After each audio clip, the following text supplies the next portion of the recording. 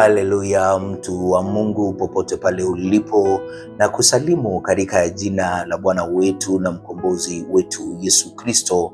Ujambo, Bwana Yesu asifiwe, na karibu sana kwenye neno lake Mwenyezi Mungu. Mimi naitwa mchungaji Benson Mwanza, na pasipo na kupoteza wakati, siku ya leo ningependa tuweze kuangalia neno lake Mwenyezi Mungu kutoka Zaburi 107. Zaburi 107 ule mstari wa kwanza hadi wa tatu. Zaburi 107 ule mstari wa kwanza hadi wa tatu, na Biblia inasema, mshukuruni Bwana kwa kuwa ni mwema, kwa maana fadhili zake zadumu milele. Waliookolewa na Bwana na waseme hivyo, ambao amewakomboa na mkono wa adui, akawakusanya kutoka nchi mbalimbali, kutoka mashariki na magharibi, kutoka kaskazini na kusini. Narudia tena, mshukuruni Bwana kwa kuwa ni mwema, kwa maana fadhili zake zadumu milele. Waliookolewa na Bwana na waseme hivyo, ambao amewakomboa na mkono wa adui, akawakusanya kutoka nchi mbalimbali, kutoka mashariki na magharibi, kutoka kaskazini na kusini. Baba, sema nasi kupitia neno lako, katuhimize, katurekebishe, katupe mwelekeo, katupe maarifa na ambayo yatasababisha tusije tukaangamia. Dumisha imani yetu, jenga imani yetu, kuza imani yetu kupitia ili neno lako, tunapokuwa katika hii safari ya wokovu, tukisubiri kurejea kwako, kuja kulichukua kanisa lako. Mfalme, jitukuze na ujiheshimishe milele yote, katika jina la Bwana wetu na mkombozi wetu Yesu Kristo naomba na kuamini, amen. Ili ni neno lake Mwenyezi Mungu, na unapoangalia huyu Zaburi wa 107 utagundua jambo moja, kwamba Zaburi wa 107 ndiyo Zaburi ya kwanza katika kitabu cha 5 cha Zaburi. Ukipenda Zaburi 107 hadi Zaburi 150 ni Zaburi ya kushukuru, inaosifu uaminifu wa Mungu kwa watu wake, kwa kuwaokoa watu wake kutoka katika taabu na kuwarudisha kutoka uhamishoni. Tunazungumzia watu wa Mungu, wana wa Israeli wanakuwa wanamshukuru Mwenyezi Mungu, maana Mungu aliwakomboa kutoka Misri. Mungu aliwaokoa, na hivyo ndio maana wanamshukuru. Na hivyo Zaburi hii inatukumbusha au inawakumbusha Waisraeli kwamba licha ya kutomtii Mungu mara nyingi, fadhili zake hazikuisha. Bwana Yesu asifiwe. Unapoangalia safari ya wana wa Israeli, Zaburi anakuwa anawakumbusha, ndio nyinyi mmekuwa kutokuwa waaminifu kwangu, nyinyi mmetenda dhambi, mmekosa kunitii, lakini mimi kama Mungu, fadhili zangu haziwezi zikaisha, fadhili zangu hazikomi. Pia inaelekeza kwenye kazi ya Mungu. Bwana Yesu asifiwe. Inaelekeza kwenye kazi ya Mungu ya kuwakomboa na kuwakusanya watu wake, ambayo ilitimia kikamilifu kupitia Yesu Kristo. Na hivyo tunaweza tukajifundisha mambo mawili matatu kutokana na hichi kifungu ambacho tumekisoma, na ndio maana ujumbe nimeupa kichwa, mshukuru Bwana maana yeye ni mwema. Mshukuru Bwana maana yeye ni mwema. Na jambo muhimu na ambalo unapaswa kuelewa ni kwamba tunamshukuru Mungu maana yeye ni mwema. Bwana Yesu asifiwe. Tunamshukuru Mungu maana yeye ni mwema, na hivyo kushukuru kwetu kunaanza wakati tunapotambua wema wa Mungu na ambao haukomi na ambao haubadiliki. Mungu ni mwema. Yesu Kristo akaitwa mwema, akasema kuna mmoja aliye mwema na ambaye ni Mungu. Na Yesu akaelezea ni kwa nini ni mwema, kwa sababu yeye wanyesha mvua walio wema na walio wabaya. Yeye wakisha jua, yeye huchomoza jua kwa wote. Huyo ndiye Mungu mwema, habagui. Yeye ni mwema hata wakati tulipokuwa waovu. Biblia inasema hata wakati tulikuwa tumepotea katika dhambi, bado alitupenda. Hiyo ni dhihirisho ya wema wa Mungu, na hivyo shukran zinabubujika, zinaanza wakati tunapotambua kwamba Mungu ni mwema na wema wake haukomi, wema wake hauna mwisho. Bwana Yesu asifiwe. Na hivyo shika hili, wema wake Mwenyezi Mungu hautegemei hali lakini unategemea tabia yake isiyobadilika, inategemea yeye Mungu asiyebadilika. Bwana Yesu asifiwe. Narudia tena, wema wa Mungu hautegemei hali au mazingira tunayoyapitia, tulio ndani yake, bali tabia yake ya milele na ambaye abadiliki. Biblia inatuambia Mungu ni yule jana, leo na hata milele, yeye abadiliki. Na hivyo wema wake ni kumaanisha yeye abadiliki, wema wake ni wa milele. Na hivyo wema wa Mungu hautegemei hali. Yeye hubadilisha majira, lakini anasalia yule Mungu. Yeye hubadilisha misimu, anasalia yule Mungu. Yeye hubadilisha vitu na watu, anasalia kwa yule Mungu. Fadhili zake ni za kudumu. Yeye ni mwaminifu katika agano lake na hawatupi watu wake. Wema wa Mungu, unapotambua wema wa Mungu utamshukuru. Mtu huenda akajiuliza, nitamshukuru aje Mungu na hakuna venye nimepitia hali ngumu? Nimekuja kukumbusha, tunamshukuru Mungu kwa sababu yeye ni mwema, kwa sababu ya wema wake. Angalia katika Zaburi 100 na ule mstari wa 5, kwa kuwa Bwana ndiye mwema, rehema zake ni za milele na uaminifu wake vizazi na vizazi. Bwana Yesu asifiwe. Unapoangalia Zaburi 136 mstari wa 1, anasema shukuruni Bwana kwa kuwa ni mwema. Biblia inatuagiza tumshukuru Bwana kwa kuwa ni mwema, kwa maana fadhili zake ni za milele. Biblia ituambii tumshukuru maana ametuponya, tumshukuru maana ametutendea 1, 2, 3. La hasha, Biblia inatuagiza tumshukuru kutokana na wema wake. Na hivyo unapogundua, unapotambua wema wa Mungu, hautahitaji akufanyie chochote na ili umshukuru. Utamshukuru kutokana na wema wake. Bwana Yesu asifiwe. Jambo la tatu na ambalo ni muhimu, waliokombolewa na washuhudie Mungu.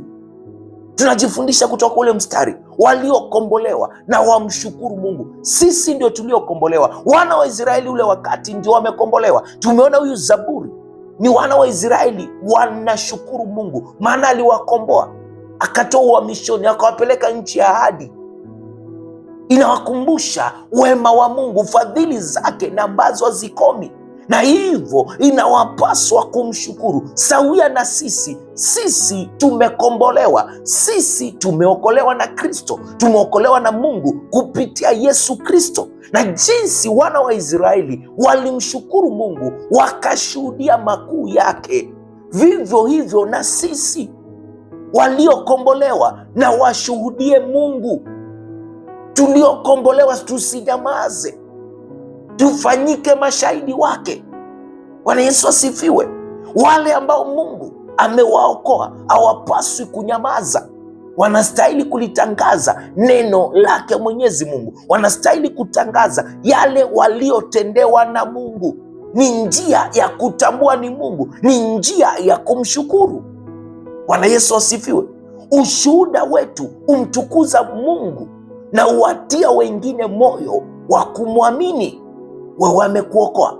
Si leo tumesoma kuhusiana na wana wa Israeli wakimshukuru kwa kuokolewa, licha ya kwamba wakati mwingine walitenda dhambi, licha ya kwamba walikosa kuwa waaminifu, lakini fadhili za Mungu hazikukoma. Bado Mungu aliwahurumia na kuwasamehe. Vivyo hivyo na sisi tuko tumepotea katika dhambi, na Yesu Mungu akatupenda, akamtoa mwanaye wa pekee ili yule aminie asipotee, bali awe na uzima wa milele na milele.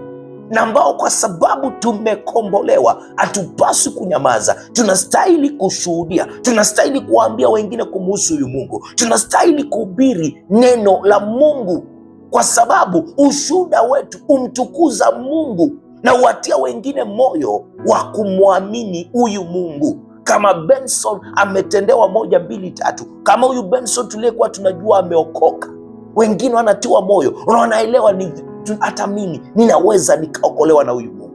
Kama aliokoa huyu, kama ameokoa yule, kama ametendea huyu, kama ametendea yule, tunawapa wengine matumaini ya kumwamini Mungu. Na hivyo kila Mkristo ana sababu ya kushuhudia kuhusu neema na uaminifu wa Mungu. Tunaposoma Zaburi 40 mstari ule wa 9 hadi wa 10, Biblia inasema, nimehubiri habari za haki katika kusanyiko kubwa, sikuizuia midomo yangu, e Bwana, unajua. Sikusitiri haki yako moyoni mwangu, nimetangaza uaminifu wako na wokovu wako. Sikuficha fadhili zako wala kweli yako katika kusanyiko kubwa. Bwana Yesu asifiwe. Katika Marko 5:19, lakini hukumruhusu, bali alimwambia, enenda zako nyumbani kwako na watu wa kwenu, kawahubiri ni mambo gani makuu aliyokutendea Bwana na jinsi alivyokurehemu. Bwana Yesu asifiwe. Na namalizia na Ufunuo wa Yohana 12 mstari wa 11, inasema, nao wakamshinda kwa damu ya mwana kondoo na kwa neno la ushuhuda wao, ambao hawakupenda maisha yao hata kufa. Na hivyo namalizia na kusema hivi, Mungu ni mkombozi na mrejeshi wetu. Tumeona pale katika neno, Mungu aliwakomboa wana wa Israeli kutoka utumwani, akawakusanya kutoka pande zote za dunia. Leo hii Yesu Kristo anatukomboa, amekutukomboa kutoka katika dhambi, kutoka katika mauti na nguvu za shetani. Mungu bado anaendelea kuwakusanya watu kutoka kila taifa ili wawe familia yake. Tunapoangalia hilo linathibitishwa na Isaya 43 mstari wa 5 hadi wa 7. Biblia inasema, usiogope, maana mimi ni pamoja nawe. Nitaleta wazao wako toka mashariki, nitakukusanya toka magharibi. Nitaiambia kaskazini, toa, nayo kusi uzizuie. Waleteni wana wangu kutoka mbali, na binti zangu kutoka miisho ya dunia. Kila mmoja aliyeitwa kwa jina langu, niliyemuumba kwa ajili ya utukufu wangu, mimi nimemuumba, naam, mimi nimemfanya. Pia tukiangalia Wakolosai sura ya 1 mstari wa 13 na 14, inasema, naye alituokoa katika nguvu za giza, akatuhamisha na kutuingiza katika ufalme wa mwana wa pendo lake, ambaye katika yeye tuna ukombozi, yaani msamaha wa dhambi. Na kisha na kumalizia na mstari na ambao wengi tunaupenda katika Petero wa kwanza sura ya 2 mstari wa 9 hadi ule wa 10, bali nyinyi ni mzao mteule, ukuhani wa kifalme, taifa takatifu, watu wa milki ya Mungu, mpate kuzitangaza fadhili zake yeye aliyewaita mtoke gizani mkaingia katika nuru yake ya ajabu. Nyinyi mliokuwa kwanza si taifa, bali sasa ni taifa la Mungu, mliokuwa hamkupata rehema, bali sasa mmepata rehema. Na hivyo siku ya leo tunajifundisha nini kutokana na hichi kifungu na kutokana nayo yote na ambao tumeyaangalia? Tunajifundisha kwamba shukrani ya kweli hutokana na kukumbuka wema wa Mungu na kutambua wema wa Mungu, kutambua na kukumbuka fadhili zake zisizoisha na nguvu zake za kuokoa. Na hivyo kushukuru si kusema maneno tu, bali ni mtindo wa maisha wa wale waliopokea ukombozi wa Mungu. Tunapokumbuka aliyotutendea, mioyo yetu hujaa sifa, ibada na ushuhuda. Na hivyo siku ya leo mshukuru Mungu kila siku, bila kujali hali unayopitia, kwa sababu wema wake haubadiliki. Yeye ni mwema, na tunamshukuru kwa sababu yeye ni mwema, si kwa yale ametutendea. Hata hali zikiwa ngumu, anatuambia tumshukuru Mungu kwa mambo yote. Jambo lingine, toa ushuhuda wa jinsi Mungu alivyokuokoa na kukutendea mema. Usinyamazie, mwamini Mungu hata katika nyakati ngumu, ukijua kwamba fadhili zake zadumu milele, na hata kwa hilo bado atakuhurumia na atakukomboa. Na hivyo wahimize wengine kwa kuwaambia kuhusu wema wa Mungu na uwezo wake wa kuokoa. Na hivyo moyo wa shukrani utambua moyo wa shukrani utambua wema wa Mungu, na ukitambua wema wa Mungu unaanza kububujikwa na shukrani. Auadhimishi ama wema huadhimisha fadhili zake za milele, na utangaza kazi yake ya ukombozi. Ikiwa Bwana amekukomboa, usinyamaze, mshukuru kwa moyo wote, na uwaambie wengine jinsi alivyokuwa mwaminifu katika maisha yako. Baba, ni asante kwa kuzungumza nasi kupitia neno lako siku ya leo. Mfalme mkuu na mtakatifu, tunakushukuru maana umetukumbusha kwa mara nyingine ni kwa nini tukushukuru wakati wote, kwa sababu wewe ni mwema. Na hivyo Mungu wetu, umetukumbusha pia sisi tuliokombolewa tusinyamaze, bali tushuhudie yale uliyotutendea, tushuhudie makuu yako. Mfalme mkuu na mtakatifu, umetukumbusha kwamba shukrani hazitokani na hali, bali zinatokana na sisi kutambua wema wako na fadhili zako na ambazo hazikomi. Baba, tusaidie na ili tuwe watu waliojawa na shukrani, tuwe watu wasionyamaza, bali watu watakaoshuhudia ukuu wako na wema wako katika maisha yetu. Jitukuze Baba, na ujitwalie sifa milele yote, katika jina la Bwana wetu na mkombozi wetu Yesu Kristo naomba na kuamini, amen. Asante sana kwa kulitazama hili neno lake Mwenyezi Mungu siku ya leo. Mungu akubariki, Mungu akuzidishie. Mimi naitwa Mchungaji Benson Mwanza na ninakupenda sana. Nakupenda sana. Subscribe kwenye YouTube channel Kambi ya Wateule. Zaidi pia mtolee Mwenyezi Mungu sadaka, nimekuwa baraka kwako. Mtolee Mwenyezi Mungu kupitia hizi nambari 0792593648, 0792593648, +254-792-593648, +254-792-593648. Mungu akubariki, Mungu akuzidishe. Tupatane hiyo kesho, tuzidi na kulipokea neno lake Mwenyezi Mungu. Hadi hiyo kesho, mimi nakupenda sana na kuacha na neema ya Bwana wetu Yesu Kristo na upendo wa Mungu Baba na ushirika wa Roho Mtakatifu ukae nasi sasa na hata milele. Amina na kwaheri.